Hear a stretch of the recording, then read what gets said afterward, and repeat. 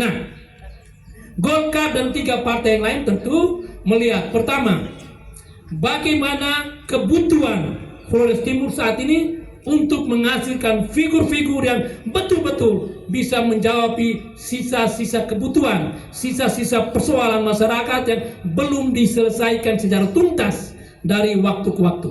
Rekam jejak terhadap persoalan masa lalu Flores Timur itu menjadi dasar pertimbangan partai politik untuk menentukan pilihan. Dan saya kira 4 partai politik berada dalam frame untuk ini. Tentu memutuskan dukungan kepada seseorang, dia melihat seberapa jauh harapan masyarakat terhadap pemimpin yang ke depan, yang mampu menjawab harapan dan keinginan masyarakat. Ada yang kurang-kurang pada kepemimpinan sebelumnya, harus dilengkapi dan diteruskan oleh pemimpin yang hendak diputuskan nanti. Oleh karena itu, 4 partai pasti dalam menentukan keputusan mendengar apa yang menjadi harapan dan keinginan masyarakat. Yang kedua, kalau harapan atas figur yang mampu bisa menjawab kebutuhan masyarakat, maka yang kedua, bagaimana partai ingin lebih mendalam melihat rekam jejak daripada seorang figur. Rekam jejak daripada seorang figur. Bagaimana pengalaman-pengalaman latar belakang daripada seorang figur yang mau kita calonkan. Dan ini mahal. 2 hal ini adalah mahal, yang menjadi mahal dalam partai mempertimbangkan sebuah keputusan menentukan pilihan itu sendiri. Sehingga kita ikuti secara bersama, baik di media sosial, dalam diskusi-diskusi politik, ataupun media cetak, kita lihat bahwa hari ini katakan dukung A, besok dukung B, lusa rekomendasi ke A, lusa lagi rekomendasi ke B. Itu adalah dinamika. Partai melakukan proses dinamika, melakukan proses selektif atas seluruh proses yang diputuskan untuk mencapai suatu keputusan betul-betul yang bisa diharapkan oleh masyarakat.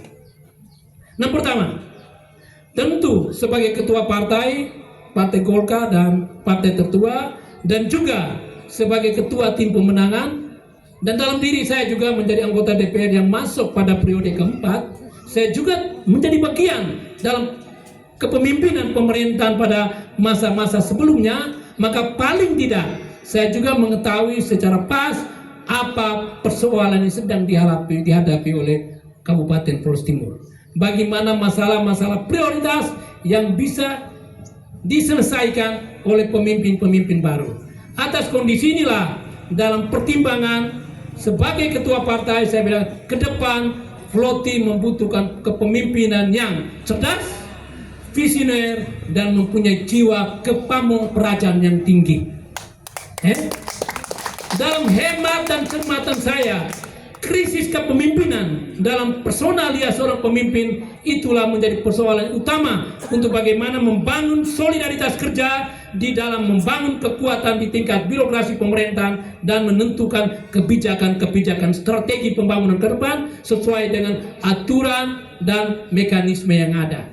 Dan tentu ini paling banyak dimiliki oleh pemimpin yang berlatar belakang birokrat. Kita akui atau tidak bahwa semenjak era reformasi 98, Flotim dipimpin oleh pemimpin-pemimpin yang berasal dari latar belakang politikus dan juga latar belakang profesionalis. Kita belum dipimpin oleh seorang pemimpin yang berlatar belakang birokrat setelah era reformasi 98. Kondisi inilah kemudian menjadi keprihatinan bersama ketika krisis birokrasi kepamongan itu menjadi cikal bakal atas penyelenggaraan pemerintahan yang betul baik ke depan. Untuk itu, Partai Golkar dan 3 partai politik lainnya memutuskan bahwa figur yang tepat ke depan adalah figur yang memiliki kepamong perajaan yang tinggi, memiliki latar belakang birokrasi yang maksimal sehingga mampu mengendalikan roda pemerintahan itu ke depan secara lebih baik dari 3 periode sebelumnya, yang dimana krisis tatanan pemerintahan itu menjadi persoalan tersendiri. Yang kedua, tidak semua orang birokrat ini memiliki rekam jejak yang baik.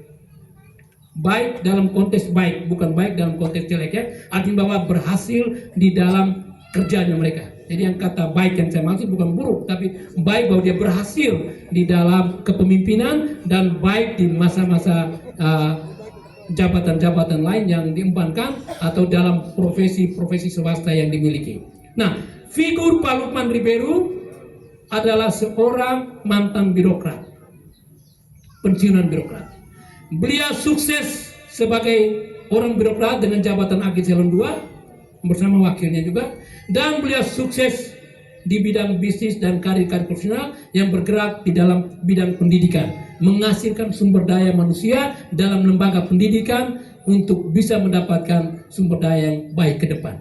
Nah, kondisi inilah juga merupakan bagian daripada pertimbangan daripada partai untuk menentukan putusan dan pilihan untuk memilih seorang figur Pak Lukman Ribeiro.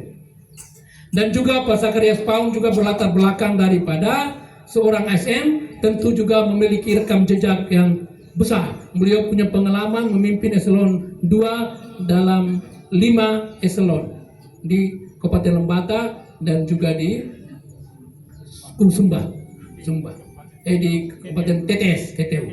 Dan tentu pengalaman-pengalaman inilah menjadi pertimbangan partai untuk menentukan pilihannya. Dan yang ketiga, partai melihat ketulusan dan niat orang untuk ingin mengabdi itu ada atau tidak.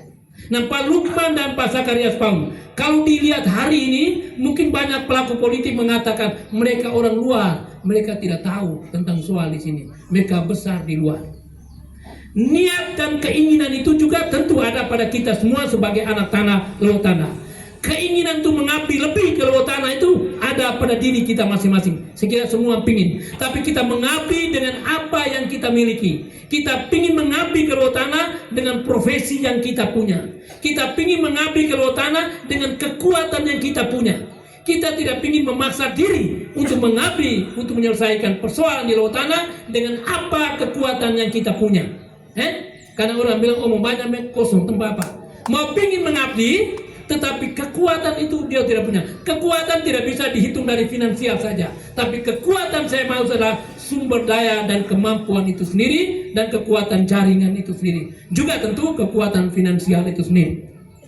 Nah, kondisi inilah karena partai melihat ada niat dan ketulusan itu ada pada pribadi dua figur ini. Kalau kita ingin melihat ke belakang, Pak Lukman Ribeiro ini anak tanah kita yang sukses di luar. Setelah sukses di jabatan S2, kemudian di bidang bisnis pendidikan, beliau ingin supaya niat untuk memberikan sisa daripada usia yang diberikan Tuhan itu untuk bisa mengabdi ke luar tanah secara tulus. Nah, tentu dalam pertimbangan politik kita tentu saja banyak orang memaknai rasa minat ini dengan sepele-sepele saja. Ada yang kemudian memaknai niat dan keinginan dengan pertimbangan politik. Tapi ada juga masyarakat yang memaknai niat tulus dari Pak Lukman itu dari hati. Oh, ini benar, orang tulus untuk ingin mengabdi. Sulit hari ini kita bisa membedakan kandidat yang mana tulus dan mana tidak tulus. Itu susah sekali. Dan kita berjuang, berdoa supaya Roh Kudus turun di kita untuk dari 4 paket yang ada kita bisa menerjemahkan mana yang punya niat itu tulus. Jadi berdoa Roh Kudus turun dalam hati, dekatkan hati ini supaya saya bisa tahu 4 ini mana yang punya niat tulus. Kalau dagangan hari ini pasti semua akan mengatakan kami punya niat. Tapi bagaimana kita menerjemahkan rasa niat hati dia itu di dalam hati dan pilihan kita. Nah, saya kembali kepada rekam jejak. Pak Lukman ini 5 tahun lalu kita semua ikut. Dalam jeda waktu yang begitu singkat, beliau ingin mewujudkan niat itu untuk mencari komunikasi partai politik di 2017. Dan syukur pada langkah untuk mewujudkan niat ini, lewat tanah merestu, Tuhan juga memberkati sehingga kereta dia dapat. Itu sebuah perjalanan dan hanya bisa dimaknai dengan niat. Beliau bekerja dengan kekuatan finansial, memaksimalkan jaringan ada, tapi untuk mendapatkan tiket kemenangan tentu Tuhan belum memberi berkat dan lewat tanah juga belum merestui. Nah, niat ini kemudian beliau mengevaluasi atas kegagalan kemarin, kemudian beliau ingin untuk maju lagi mewujudkan niat itu. Jika berkenan, kalau Tuhan berkehendak dan lewat tanah merestui, maka dia memulai kembali niat ini. Semenjak 3 tahun beliau gagal, beliau kemudian membangun interaksi sosial dia di tengah masyarakat, Mungkin dia menyadari ruang dan gerakan hubungan interaksi sosial ke masyarakat itu masih kurang karena jeda waktu beliau mencalonkan diri di 2017 itu waktu yang sangat singkat. Sehingga beliau memperkuat hubungan sosial kemasyarakatan dia. Untuk mendekatkan diri dia di tengah masyarakat itu beliau lakukan sejak 3 tahun lalu. Saya pikir-pikir, ini orang birokrat, tapi orang mengerti, cerdas dan visioner dalam pertimbangan politik. Dia mendekatkan diri dulu ke masyarakat, baru setelah itu dia mencari kereta politik, baru dia menghadapkan diri kepada masyarakat itu pilih atau tidak. Jadi kalau dilihat hari ini, Pak Lukman ini cerdas. Kalau partai-partai politik yang baru membentuk koalisi di Injury Time di minggu terakhir bulan Agustus kemarin, maka belum ada kesempatan maksimal untuk membangun interaksi sosial di tengah masyarakat. Masyarakat belum mengenal dia secara lebih dekat tentang figur-figur itu. Ya, koalisi baru terbentuk di minggu ketiga, minggu keempat bulan Agustus. Sedang Pak Lukman komitmen itu sudah dibangun sejak 3 tahun lalu. Beliau ingin supaya keterkaitan dia dengan masyarakat dalam komunitas sosial kemasyarakatan itu semakin dekat.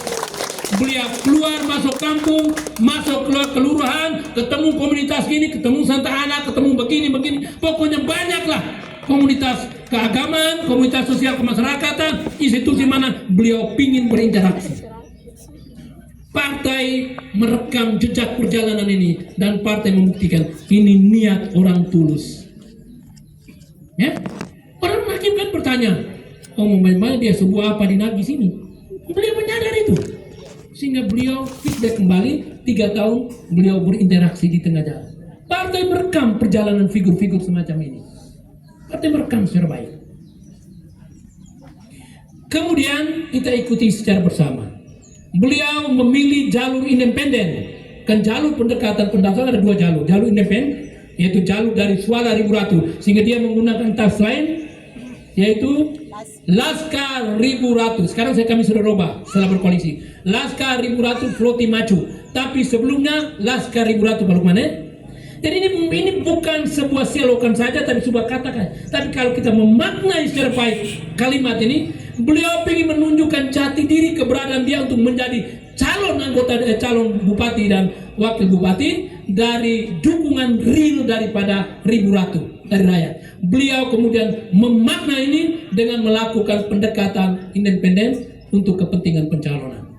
31.000 lebih KTP terkumpul dalam proses verifikasi. Tapi di Injury Time di akhir bulan Juli beliau tereliminir di dalam proses pencalonan itu karena aturan yang begitu cepat, 1 minggu lebih dia harus melakukan penyesuaian terhadap perubahan-perubahan administratif sehingga beliau gagal dalam menggunakan kereta untuk kepentingan. Nah, Bapak Ibu sekalian, ini saya perlu luruskan. Beliau bukan menafsirkan atau menyepelekan partai koalisi atau partai dalam pendekatan untuk pencalonan. Beliau tahu bahwa ketika dia akan dipercayakan oleh rakyat, mitra kerjanya adalah partai politik.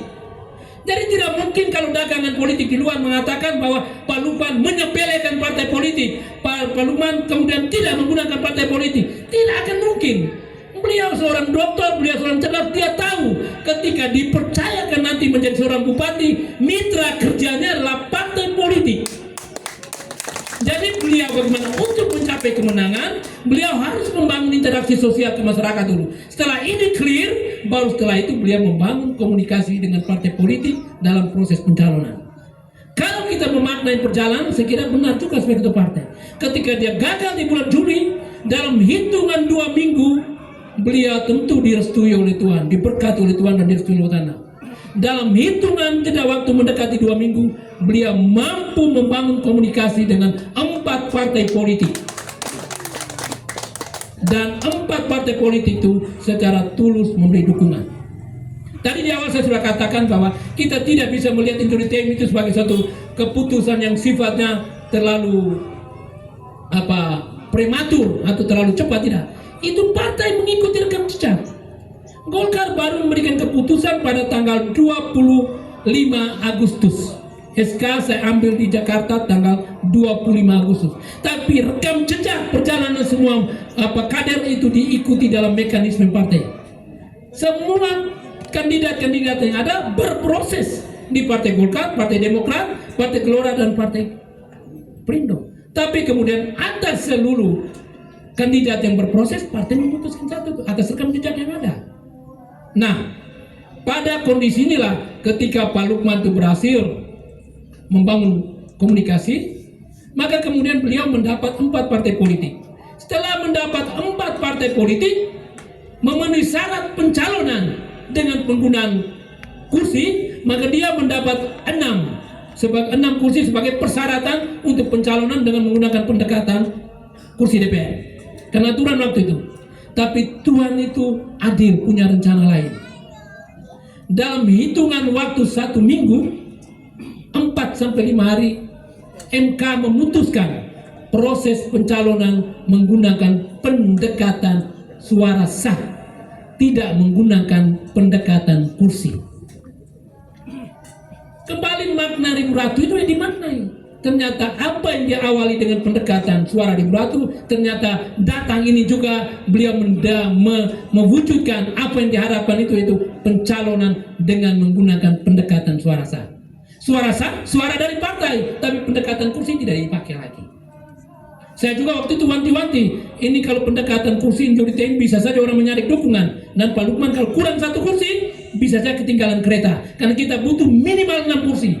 Jadi hari itu kalau Pak Anies, Demokrat, kalau menarik dukungan, kalau tidak beri dukungan, Pak Lukman punya 5 kursi saja, tidak bisa melanjutkan proses pencalonan. Kami 4 partai saling ketergantungan. Tetapi Tuhan itu hanya bisa jawab adil. Ketika perjuangan itu terjawab, MK memutuskan proses pencalonan dengan menggunakan pendekatan akumulasi suara sah. Nah, akumulasi suara sah dari 4 partai politik ini ada 36.500 suara. Ada 14.000 lebih dari Golkar, ada 10.000 lebih dari Perindo, ada 7.000 lebih, ya? 7.000 lebih dari Demokrat, dan ada 3.000 mendekati 4.000 dari Partai Gelora. Jumlah keseluruhan itu adalah 36.500 sah dalam proses pencalonan dari standar minimal persyaratan sebesar 14.500 lebih.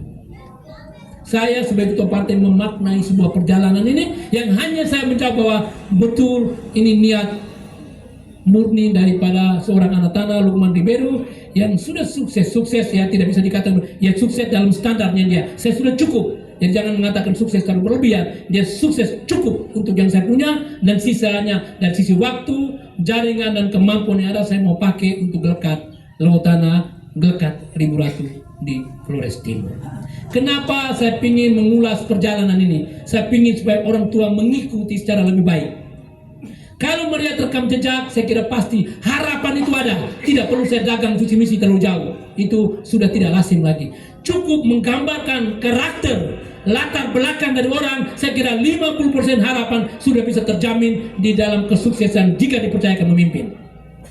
Kalau rekam jejak, latar belakang orang sudah kita pahami secara baik, sudah kita ikuti secara baik, jaminan 50% keberhasilan ketika dipercayakan menjadi pemimpin pasti akan terwujud. Oleh karena itu Bapak Ibu sekalian, saya sedikit panjang melihat perjalanan ini supaya tidak ada image di dalam cara berpikir kita bahwa Pak Lukman ini sebagai seorang center class yang pergi ke Jakarta dan dagang dan bayar semua di sana. Tidak ada. Tidak ada mahar untuk proses hajatan politik ini. Semua partai ingin menang.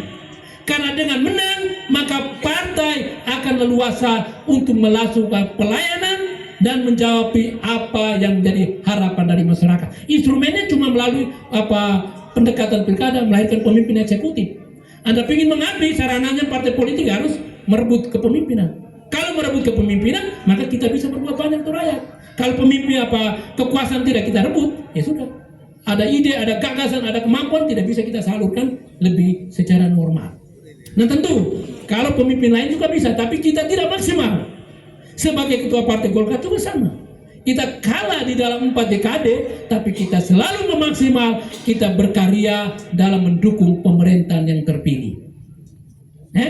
Jadi saya sebagai ketua partai masih banyak jalan untuk mewujudkan pengabdian itu. 4 dekade kita kalah, tapi saya selalu memaksimalkan karya Partai Golkar di tengah masyarakat yang telah dirasakan dan akan dirasakan nanti. Dan itulah kebanggaan sebagai kader Partai Golkar, juga Demokrat, Gelora, dan Gerindra.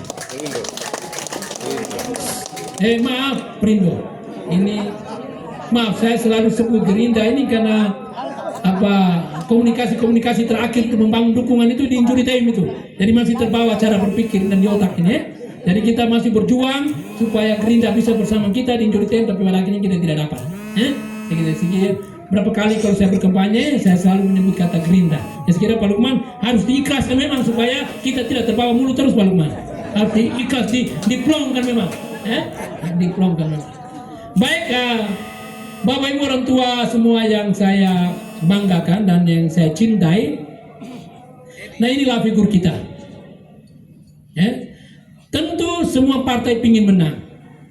Kami ingin berkarya secara maksimal jika kekuasaan dipercayakan kepada kami. Golkar belum pernah dipercayakan oleh masyarakat untuk memimpin pemerintahan ini dalam era semenjak era reformasi 98 sampai saat ini. Harapan dan keinginan besar itu selalu saja datang dengan mempersembahkan kader terbaik.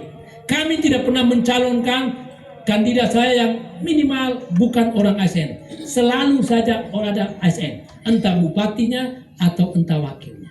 Kami selalu mencalonkan untuk itu. Kenapa? Kami tahu yang mengerti aturan dan tatanan pemerintahan lebih banyaknya ada di orang birokrat. Aturan itu milik mereka. Kan aturan milik mereka, mereka tahu bagaimana membuat keputusan dan kebijakan untuk kepentingan pembangunan. Jadi lekokeo itu tidak ada. Ini lurus. Jadi tidak boleh ada pertimbangan pragmatis atau pertimbangan yang sifatnya untuk kepentingan, dan itu biasanya menjadi bom waktu atas kegagalan pemerintahan. Kalau acap kali kita membuat pertimbangan untuk kelompok dan segmen-segmen tertentu, itu biasanya menyimpan bom waktu. Pasti pada waktunya era kepemimpinan selesai, itu akan menjadi masalah besar. Oleh karena itu Bapak Ibu sekalian yang saya hormati, hari ini kami bangga dari 4 pasangan yang ada. Saya boleh mengatakan bersama 3 partai politik yang lain, ini eksklusif sendiri pasangan ini. Itu Om Yan orang birokrat ya. Pak Saul juga ada di sini. Ini orang-orang birokrat semua ini. Jadi mereka tahu kalau boneka ini nampaknya cantik itu bagaimana diramu dia, bagaimana supaya nona ini yang jelek bisa jadi cantik itu bagaimana cara meramu dia. Itu orang birokrat tahu. Bagaimana meramu kebijakan supaya pemerintah itu berhasil dalam penyelenggaraan itu banyak dimiliki, ilmu ini banyak dimiliki orang birokrat. Oleh karena itu Pak Yan, mereka tahu banyak soal pemerintahan ini, dan saya kira ini masa transisi pemerintahan. Sudah 4 periode, sudah saatnya untuk memulihkan kembali kondisi ini. Kita butuh pemimpin yang betul-betul kepamungan yang tinggi. 3 tahun pemerintahan transisi dipimpin oleh orang birokrat. 2 tahun dipimpin oleh Pak Doris, sudah selesai, dan 1 tahun ini dipimpin oleh Ibu penjabat, Ibu Sulastri. 2 orang berlatar belakang birokrat. Tidak banyak bunyi-bunyi hari ini, kan mereka tahu ini instrumennya, ini aturannya, jalan saja. Tidak banyak bunyi-bunyi hari ini. Dan tatanan ini sudah diatur 3 pemimpin ini. Kita berharap apa yang sudah ditata baik ini sehingga bisa didorong secara baik ke depan, ditata kembali secara baik. Kalau ini sudah ditata secara baik oleh orang birokrat, kemudian dibuat rusak lagi, itu juga menjadi persoalan tersendiri. Oleh karena itu, orang tua KKD semua, saya berharap ini persembahan kita yang terbaik.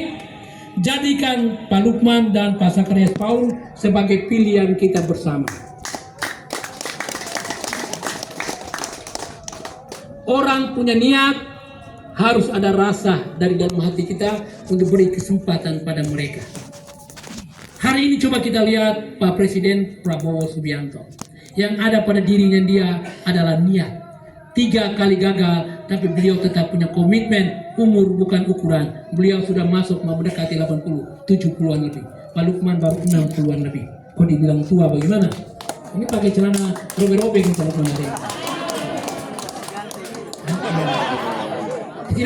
Tidak usah memenangkan pertarungan ini dengan mengambil argumentasi alasan yang tidak terlalu prinsip aneh-aneh itu di luar. Itu sudah tua ini gini, waduh. Coba uji yang lainnya. uji cara berpikir, uji kematangan dalam emosional, uji di dalam konstruksi berpikir sebuah kebijakan. Saya kira dia lebih daripada kita-kita yang muda-muda ini. Nah, Bapak Ibu sekalian yang saya cintai, memaknai jabatan seorang bupati dan seorang wakil bupati, saya melihat ini suatu jabatan yang besar. Karena ini satu jabatan besar dan tanggung jawab yang besar atas kerja, maka kita juga hati-hati kalau ingin mencalonkan diri ini. Hari ini pas orang mengatakan kenapa Penani tidak mau maju. Sudah 4 periode DPR, sudah 3 periode pegang Partai Golkar, sudah punya pengalaman dan saya tidak tahu interaksi sosial saya ke masyarakat seperti apa. Itu Bapak Ibu orang tua yang punya penilaian. Kenapa Penani tidak maju? Loh, saya tidak mengukur diri saya dengan orang lain di sana sini, tapi saya mengatakan bahwa satu jabatan itu butuh orang dengan kualifikasi khusus. Ketika kualifikasi khusus dan tanggung jawab besar itu, saya sandingkan diri saya mengatakan saya belum mampu. Paham ini? Saya belum mampu. Ketika kita melihat satu jabatan itu sebagai satu tanggung jawab besar dengan konsekuensi yang besar, maka kita mengukur diri kita. Kalau kita memaknai jabatan sebagai itu hal-hal yang biasa-biasa saja, ya orang legislatif dia mau bisa, kita mau bisa kah? Kenapa Sauleh? Oh bupati dia mau calon, kita mau bisa kah? Standar kualifikasi semakin menurun. Itulah menjadi krisis kepemimpinan di Pulau Timur ini. Standar kualifikasi itu jabatan semakin menurun. Ya silakan, siapa pendengar silakan, saya mampu menjawab apa yang saya katakan. Karena kualifikasi turun menyebabkan orang belum berlomba. Masyarakat mengatakan, ya dia tahu diri, dia lihat ini mau maju legislatif, dia nih. Ya dia tahu diri mau maju jadi calon legislatif, Pak. Jadi jawaban Penani tidak maju, jawaban saya adalah itu. Orang tua bayarnya, saya tahu ini jabatan dengan konsekuensi tanggung jawab tinggi, butuh kualifikasi orang yang betul-betul sekian. Dan itu saya sandingkan dengan diri saya, dan saya punya katakan, saya tidak mau. Sudah 3 kali saya dipaksakan oleh DPP untuk maju menjadi calon bupati wakil bupati. 3 kali juga saya tolak. Sabar, belum saatnya. Masih ada orang yang lebih pas. Soal pilih, tadi saya sudah katakan, bagaimana kita mengevaluasi kualitas kemenangan yang kita dapat. Kalau Anda menghasilkan kemenangan dengan cara kuantitatif, mencari hitungan saja, 1 kepala, 2 kepala, 3 kepala, 4 kepala, dapat berapa suara. Itu Anda menargetkan kemenangan tanpa melihat kualitas daripada kemenangan itu sendiri. Itu krisis bom waktu untuk kita. Baik Bapak Ibu sekalian, saya kira ini beberapa hal yang perlu saya sampaikan pada kesempatan ini. Saya yakin dan percaya sedalam-dalamnya bahwa saya juga mendapatkan suara banyak di sini Pak Lukman. Ada 100 lebih suara yang mendukung saya di pemilu kemarin. Dan pada kesempatan ini saya menggunakan momentum ini untuk menyampaikan rasa hormat dan terima kasih saya kepada Bapak Ibu orang tua kakak adik semua yang telah memberikan dukungan kepada saya. Saya kira ukuran kita bukan hari kemarin saya lantik datang. Ukuran kita masih panjang perjalanan kita. Masih banyak kita bisa interaksi di dalam sosial kemasyarakatan. Dan yang paling penting adalah Anda memilih saya bukan dalam tekanan, tapi ada harapan yang Anda ingin untuk diembankan kepada saya. Oleh karena itu saya menyampaikan terima kasih dan salam hormat yang tinggi. 9 September kemarin saya sudah dilantik. Dan proyeksi saya berharap 100 suara lebih ini didapat dukungan daripada suara Pak Anies. Suara di Lorang bisa melonjak tinggi. Orang-orang lagi Pak Anies Kebanggaan seorang kader politik itu adalah konsistensi dengan apa yang sudah diputuskan oleh partai. Bukan soal kalah atau menang. Konsistensi dan komitmen terhadap apa yang diputuskan oleh hierarki. Saya sudah 4 kali ikut kalah bukan ukuran. Tapi kita konsisten sebagai kader mengamankan keputusan yang sudah diputuskan oleh hierarki kita. Itu marwah kita, itu muka kita. Jadi kalau partai sudah putuskan itu, wajib hukumnya untuk kita amankan. Saya kalau review 20 tahun ini senior saya Pak Saul ada. Waktu itu Pak Saul mohon maaf Pak Saul. 2010, 2012. Ketika SK partai diberikan, kader kita yang terbaik di 2010 Pak Lukman. Ketika partai memutuskan dukungan kepada Pak Simon Ayo, hanya 1 pertanyaan Pak Saul lemparkan pada saya tahun 2010. Pak Ketua Penani, saya mau tanya Pak Nani, dalam ruangan kantor Golkar dikelilingi oleh demo yang ribuan orang. Pak Nani, saya mau tanya, ini keputusan Pak Nani terima atau setuju atau tidak? Pak Saul, itu pertanyaan satu saja. Saya tidak banyak jawab. Pak Saul, mohon maaf, saya mengerti pertanyaan ini. Hari ini sebagai ketua partai hanya cuma satu kerja, mengamankan keputusan ini. Seluruh proses saya cuma mengamankan keputusan ini. Masih ada jeda waktu, kalau bisa merubah, ya silakan berkomunikasi, nanti pada waktunya kita amankan. Jadi cerita ini saya ingin menggambarkan kepada kita semua pengurus partai pendukung, komitmen partai harus kita tegakkan sebagai rasa loyalitas dan tanggung jawab kita kepada partai. Dan itu adalah marwah kita untuk partai. Sekian dan terima kasih. Salam sejahtera untuk kita semua. Salam sehat untuk kita.